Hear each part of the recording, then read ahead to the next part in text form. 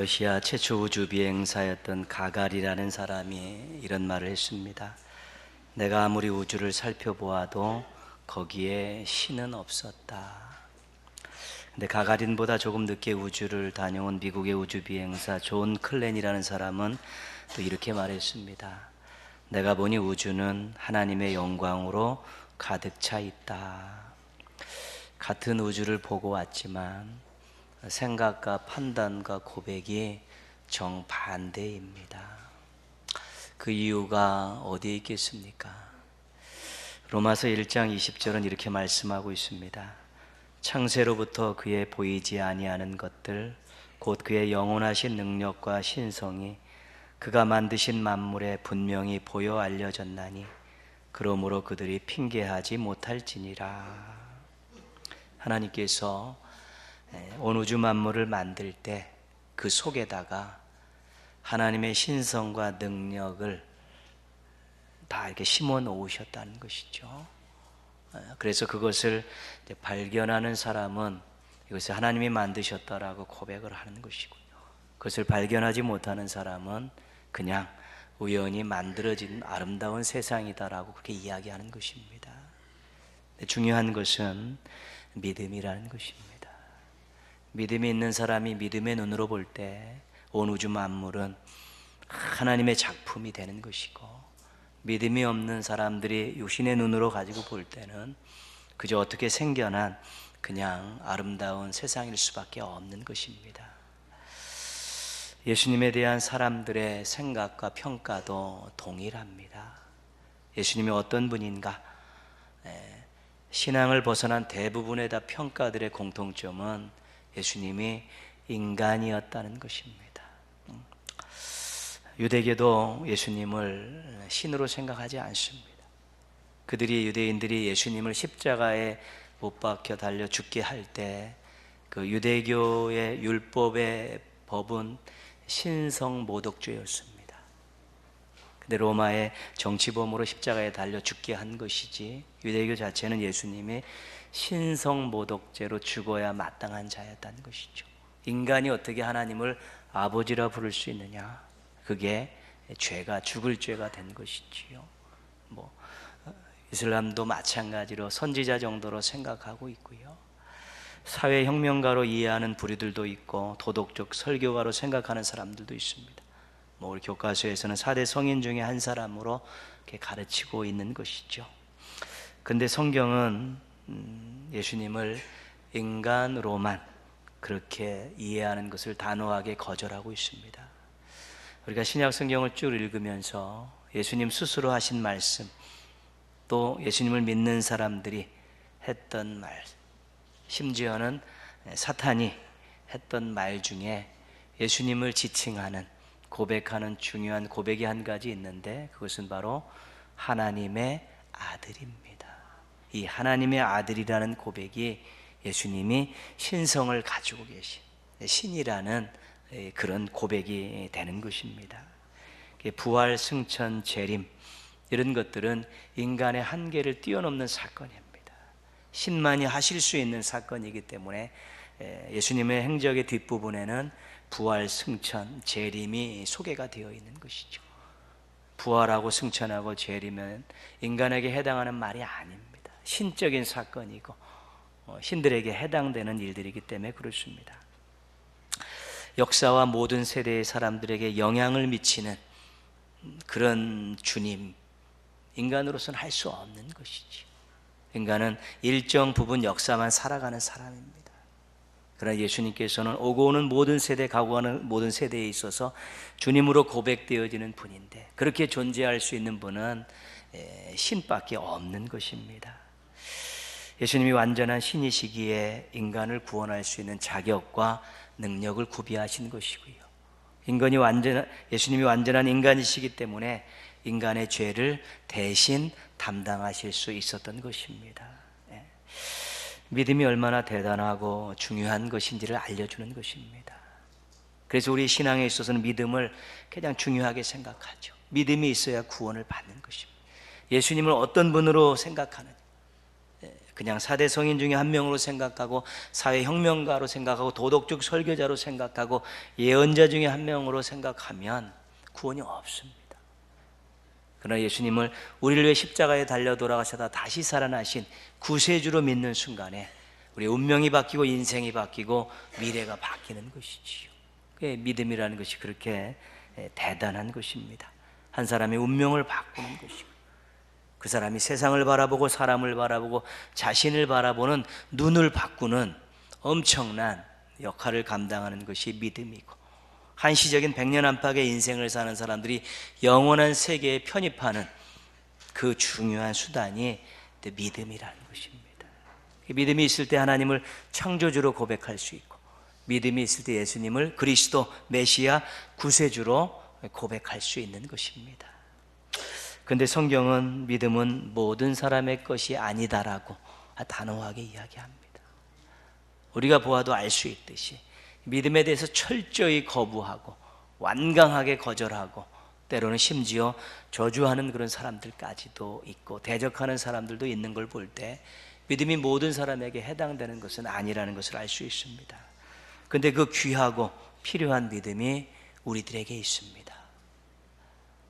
돈 주고 사셨습니까? 길 가다 주수셨습니까? 아니면 다른 사람이 우리에게 주었습니까? 그렇게 얻어진 믿음이 아니었습니다. 어느 순간에 내 마음속에 찾아와 뿌리를 내리고 하나님의 살아계심을 확신하게 하고 예수님의 구세주이심을 고백하게 하고 모든 것들이 하나님의 장중에 있다는 것들을 믿게 했다. 그 믿음이 하나님께서 우리들에게 선물로 주신 것입니다. 그 귀한 것을, 그 필요한 것을 우리들로 하여금 우리 속에 뿌리 내리게 하고 그 믿음 갖고 살게 해주셨기 때문에 우리가 하나님을 사랑하지 않을 수 없고 하나님께 영광을 돌리지 않을 수 없는 것입니다. 믿음이 있다는 것에 감사가 있습니까? 믿음이 있으셔서 행복하십니까? 믿음 때문에 미래의 소망을 가질 수 있습니까? 믿음이라는 것은 그런 것입니다. 우리에게 새로운 인생을 주셨기 때문에 감사하고, 믿음 때문에 이 땅을 멋지게 살 수 있기 때문에 행복하고, 믿음 때문에 미래의 소망을 가질 수 있기 때문에 우리가 기쁜 것입니다. 하나님께서 우리에게 주신 이 귀한 믿음 감사하시고 행복하시고 소망을 갖고 사는 우리 멋진 신앙인들 되시기를 주님의 이름으로 축복합니다. 하나님께서 그런데 왜 예수님을 보내주셨을까요? 우리에게 왜 믿음을 주셨을까요? 한마디로 말하면 사랑하시기 때문입니다. 요한복음 3장 16절은 우리가 암송하는 중요한 말씀이죠. 하나님이 세상을 이처럼 사랑하사 독생자를 주셨으니 이는 그를 믿는 자마다 멸망하지 않고 영생을 얻게 하려 함이라. 우리를 사랑하시기 때문에 예수님을 보내주셨고, 그 예수님을 믿을 수 있게 하셨기 때문에 영생이라는 구원이라는 것이 우리들에게 자연적인 열매로 나타나게 된 것입니다. 그런데 하나님께서 왜 우리를 사랑하셨을까요? 예수님을 보내주신 것은 사랑하시기 때문에 보내주셨다는 답을 우리가 말씀 속에서 발견할 수 있는데, 그런데 왜 하나님께서 우리를 사랑하셨을까요? 이 부분에 대한 정확한 답은 없습니다. 신비고 숙제이고 그렇습니다. 나태주 시인이라는 분은 신앙인입니다. 이분이 사랑의 답함이라는 짧은 시로 그 사랑을 소개하고 있는데요, 어찌 보면 하나님의 사랑의 정수를 보여주는 그런 시입니다. 예쁘지 않은 것을 예쁘게 보아주는 것이 사랑이다. 좋지 않은 것을 좋게 생각해 주는 것이 사랑이다. 싫은 것도 잘 참아주면서 처음만 그런 것이 아니라 나중까지, 아주 나중까지 그렇게 하는 것이 사랑이다. 왜 사랑하셨냐에 대한 대답은 아니지만 그 하나님의 사랑이 어떤 사랑인가를 우리에게 잘 알려주는 시입니다. 우리가 사랑받을 만한 자격이 있을까? 사랑받을 만한 일을 했을까? 이런 것들을 돌아볼 때 하나님의 그런 독생자를 보내주셔서 우리의 인생을 바꾸고 새로운 미래를 안겨준 그 사랑받을 만한 자격과 어떤 그런 한 일이 있는가 생각할 때 우리가 쉽게 그렇습니다라고 대답할 수 없습니다. 그럼 자격이 없고 그렇게 사랑받을 만한 일을 하지 않는데 부어주신 사랑이고 쏟아주신 사랑이기 때문에 우리에게는 정말 감격일 수밖에 없고 감사할 수밖에 없는 것입니다. 하나님의 사랑의 진면목입니다. 잘한 것이 없는데 또 받을 자격이 없음에도 불구하고 아낌없이 가장 귀한 것들로 채우시는, 베푸시는 그 사랑을 우리가 이제 받는 것이지요. 왜 사랑하셨을까에 대한 대답은 어떤 객관적으로 신비이고 숙제입니다. 그러나 우리가 인생을 살아가면서 그 사랑을 받으면서 그 사랑을 경험하면서 자기 나름대로 대답들이 주어지는 것입니다. 자격 없는 자에게 주시는 그 사랑 때문에 감격합니다. 잘한 것 없는 자에게 베푸시는 그 사랑 때문에 행복합니다. 참아주시면서 주시는 그 사랑 때문에 때로는 부끄러움을 알게 됩니다. 끝까지 변함없는 그 사랑 때문에 나도 한번 사랑하며 살아야겠다라는 마음을 먹게 되는 것입니다. 그래서 왜 사랑하셨는가는 처음엔 잘 몰랐는데 그 사랑을 받으면서 살다 보니까 이래서 나를 사랑하셨구나. 그래서 삶으로, 사역으로 그 이유를 답을 내주고 있는 것이 우리네 인생이라는 것입니다. 하나님이 나에게 이렇게 살라고 사랑해 주셨구나, 나에게 이런 일을 하라고 사랑해 주셨구나, 이런 것들을 개인적으로 우리가 고백하면서 대답하면서 그렇게 살아가는 것입니다. 우리 인생은 하나님의 사랑에 대한 대답입니다. 하나님 베풀어 주신 은혜에 대한 고백이기도 한 것입니다. 사랑받았음에 감사하시고 또 사랑받고 있음에 행복해 하시고 사랑받을 것 때문에 소망을 가지시는 가운데 왜 사랑하셨을까에 대한 대답을 여러분의 삶을 통해, 사역을 통해 하나님 앞에 올려드리는 우리 신실한 신앙인들 되시기를 주님의 이름으로 부탁드리겠습니다.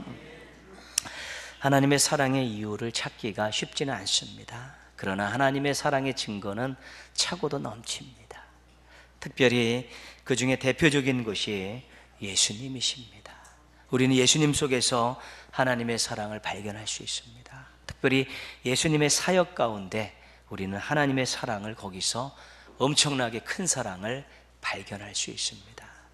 오늘 예수님께서 하셨던 그 사역 가운데 몇 가지 속에서 우리 하나님의 사랑을 한번 확인해 보려고 합니다. 예수님의 사역의 첫 번째는 내려오기입니다. 내려오기 사역입니다. 요한복음 1장 14절입니다. 말씀이 육신이 되어 우리 가운데 거하심에, 하나님이신 예수님께서 인간의 몸을 입고 이 세상에 오셨다는 것입니다.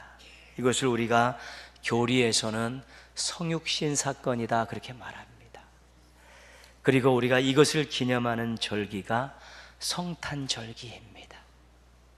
쉬운 설명으로는 하늘 보좌를 버리시고 말구유에 탄생하셨다는 것입니다. 비유적으로 미끄럼틀을 타신 예수님, 이렇게 설명하는 분도 있습니다. 망설임도 없이 주저함도 없이 스스로 하늘 보좌에서 인간이 있는 말구유로 미끄럼을 타고 휙 내려오신 것입니다. 그것이 이 성탄절기를 바라본 우리들의 시선이어야 되는 것입니다. 이 내려오기 사역을 통해서 우리는 하나님의 사랑을 알 수 있습니다. 그 사랑이 어떤 사랑이냐면 함께 하심이라는 사랑입니다. 보라, 처녀가 잉태하여 아들을 낳을 것이니 그 이름을 임마누엘이라 하리라. 이를 번역한 즉 하나님이 우리와 함께 계심이라. 그렇죠? 예수님께서 이 땅에 훅 인간의 몸을 입고 내려오셨는데 그 속에서 우리가 예수님 속에서 하나님이 함께 하시는구나.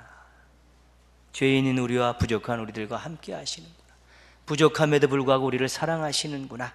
이런 것들을 우리가 발견할 수 있는 것입니다. 가장 귀한 아들을 이 땅에 내려보시셨습니다. 예수님께서 주저없이 순종하시면서 미끄럼틀 타고 세상으로 바로 내려오셨는데, 그 내려오심 사역 속에서 하나님이 우리와 함께 하신다는 하나님의 사랑을 우리가 발견하는 것입니다. 성탄의 절기에 하나님이 함께 하신다는 사실을 다시 한번 확인하시기를 바랍니다. 하나님이 함께 하시는데 무엇이 두렵겠습니까? 하나님께서 함께 하시는데 무엇이 부럽겠습니까? 하나님이 사랑하신다, 함께 하신다, 말로만의 고백인 것 같지만 정말 하나님이 나를 사랑하셔서 함께 하신다는 확신이 있으면 두려움을 많이 떨쳐버릴 수 있습니다. 세상적인 부러움들을 많이 내려놓을 수 있는 것입니다. 더불어서 예수님의 내려오시기에 관심을 갖고 예수님을 닮아가려는 노력들을 했으면 좋겠습니다. 예수님을 닮아가는 노력들 중에 한 가지는 포기하기입니다. 욕심과 관련된 것이 있습니다.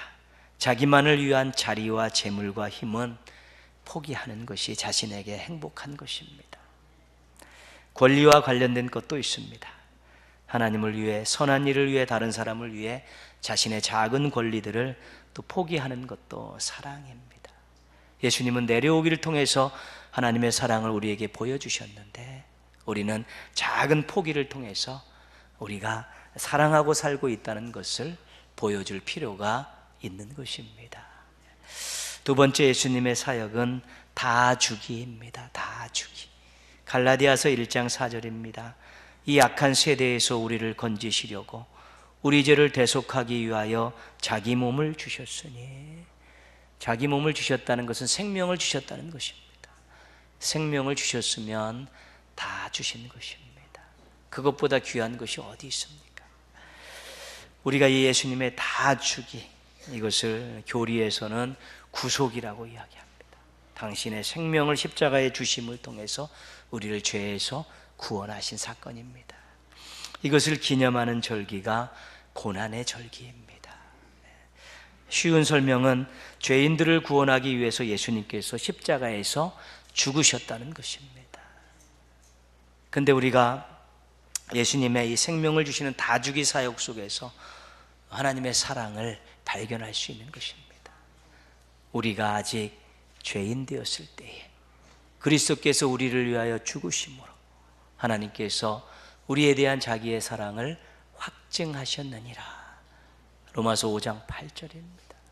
예수님의 십자가에서 생명을 주시는 이 다주기 사역 이 속에서 하나님께서는 내가 죄인들인 너희들을 사랑한다, 이것을 거기다가 담아 놓으셨다는 것입니다. 그 십자가는 예수님께는 희생입니다. 그러나 하나님께서는 죄인들을 사랑하시는 그 사랑을 거기다 듬뿍 담아 놓으신 것입니다.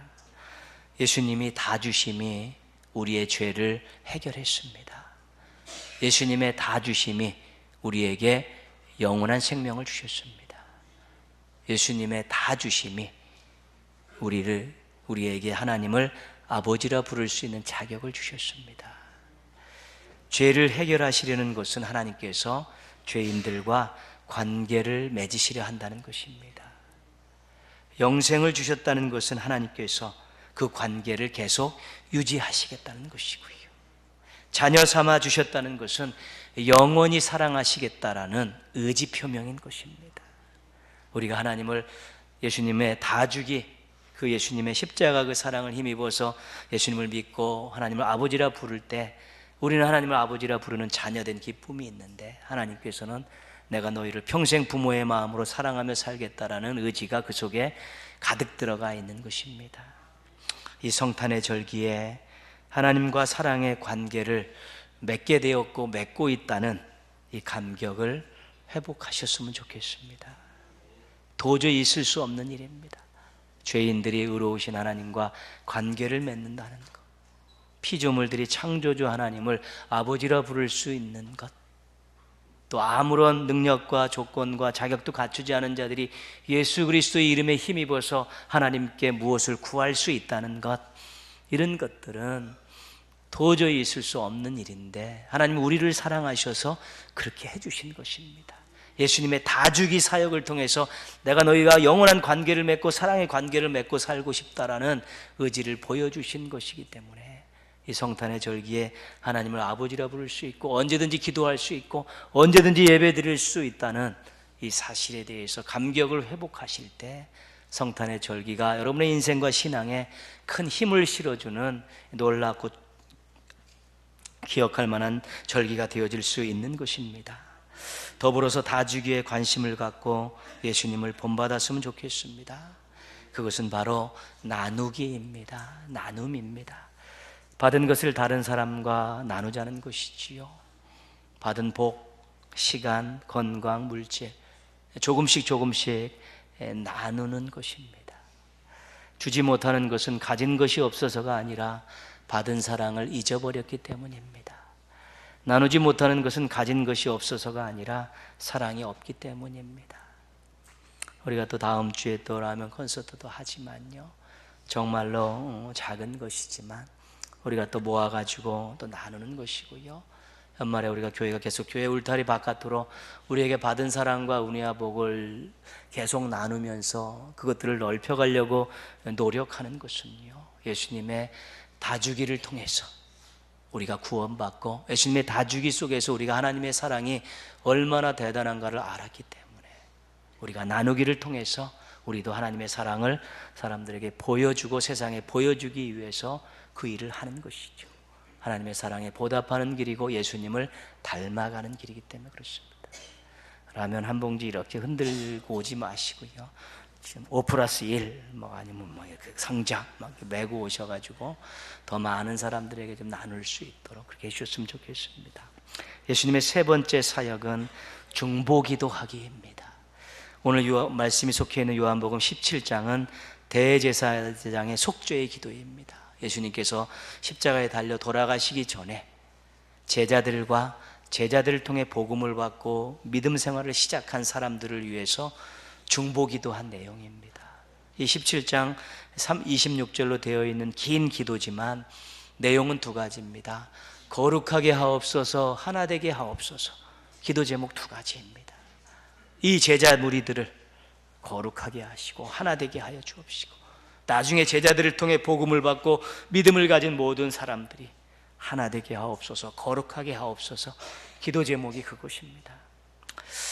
믿음의 공동체와 사람들이 하나 되는 것이 중요하기 때문입니다. 신앙의 공동체와 성도들이 거룩한 것이 중요하기 때문에 그렇습니다. 오늘 본문은 제자들을 통해 복음을 받고 믿게 될 사람들을 위해서 하는 기도입니다. 바로 우리들을 위해서 하는 기도입니다. 예수님께서 21절 말씀 같이 읽겠습니다.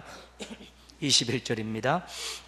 아버지여, 아버지께서 내 안에 내가 아버지 안에 있는 것 같이 그들도 다 하나가 되어 우리 안에 있게 하사 세상으로 아버지께서 나를 보내신 것을 믿게 하옵소서.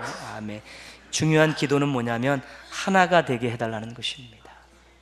근데 하나가 되는 것이 왜 중요한가 하면 세상 사람들이 신앙 공동체와 성도들이 하나 되는 모습을 보면 하나님께서 예수님을 보내주신 것이 맞구나, 예수님은 하나님이 보내주신 구원자구나, 이런 것들을 믿을 수 있다는 것입니다. 신앙 공동체와 성도들이 하나 되게 하시옵소서. 그래서 세상에 믿지 않는 사람들이 신앙 공동체와 성도들을 바라보면서 예수님은 하나님이 보내주신 구원자구나, 이런 것들을 믿게 된다는 것입니다. 그래서 예수님께서 그렇게 기도하고 계신 것입니다.